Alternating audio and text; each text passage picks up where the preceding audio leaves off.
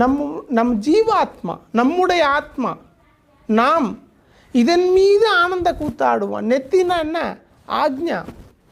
அதுக்கு மேலே இருக்கக்கூடிய சகசாரா, உன்னுடைய நெத்தியின் மீது ஆனந்த கூத்தாடுவான்.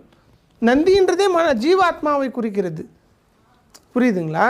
பசுபதின்னு நம்ம கேள்விப்பட்டிருப்போம். நம்ம சைவ சித்தாந்தங்களில் பசுபதி ஃபிலாசபின்னு சொல்லுவாங்க. இதை பசுபதின்னா, பசு என்பது நம்ம ஜீவாத்மா, பதி என்பது அதை மேய்க்கிறவர், அதாவது சதாசிவ பரம்பொருள்.